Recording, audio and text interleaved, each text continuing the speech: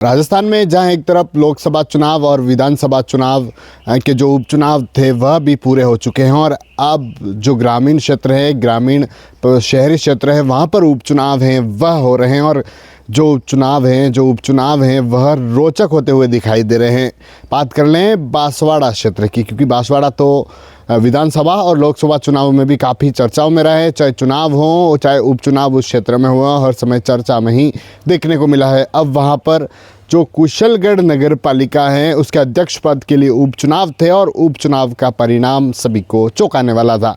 भाजपा के पास 15 पार्षदों का बहुमत था, जबकि कांग्रेस के पास 2 पार्षद थे और 3 पार्षद वहां पर निर्दलीय थे। 20 पार्षदों में से भाजपा के पास सबसे अधिक 15 और उन्हीं भाजपा पार्षदों में से एक जितेंद्र आहारी जो भाजपा से बागी हो जाते हैं, क्योंकि उन्हें नगर पालिका अध्यक्ष पद के लिए दावेदार जो पार्टी है वह नहीं बनाती है, अपना उम्मीदवार नहीं बनाती है।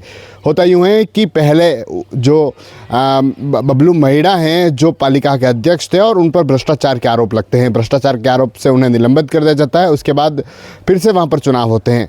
पार्टी जो बबलू महिड़ा हैं उनकी पत्नी प्रमीला महिड़ा उसको मैदान में उतारती है। प्रमीला महिड़ा चुनाव जीत जाती है।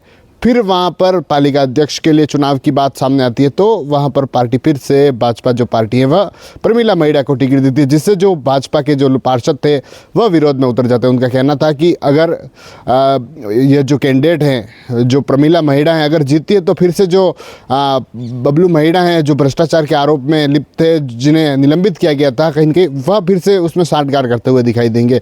इसके कारण वहाँ पर गुटबाजी हावी हो गई और भाजपा से ही अंदरूनी गुटबाजी में जो जितेंद्र आहारी थे वह निर्दलीय रूप से सामने आ गए, बागी हो गए और उन्होंने अपना बागी होकर नामांकन दाखिल कर लिया। काफ़ी दिनों तक बाड़ेबंदी भी देखने को मिली। उदयपुर में बाड़ेबंदी हुई दोनों की अलग अलग, और जब चुनाव होते हैं तो रोचक होता है। एक वोट से जो भाजपा की प्रमीला महिड़ा हैं वह चुनाव हार जाती है और जो भाजपा से बागी हुए जितेंद्र आहारी वह चुनाव जीत जाते हैं। अब उस क्षेत्र में चर्चा जोरों पर देखने को मिल रही है कि आखिर किसका समर्थन मिलता है, क्योंकि भाजपा के पार्षद तो 15 थे लेकिन साहब वोट पूरे नहीं मिले। भाजपा की जो कैंडिडेट थी उनको वोट नहीं मिले और ख़ास बात यह है कि पार्षद भी भाजपा के थे ही वोट डालने वाले थे, लेकिन भाजपा के जो पार्षद थे उन्होंने जो अपनी भाजपा की कैंडिडेट थी उनके पक्ष में वोट नहीं किया। इसको लेकर चर्चा ज़ोरों पर है और जो भाजपा का आला कमान है उसको भी इसकी शिकायत है। जो वहाँ की जो कैंडिडेट थी उसने की है कि हमारे साथ इस तरह से जो भाजपा के लोग थे उन्होंने गद्दारी की है। और अब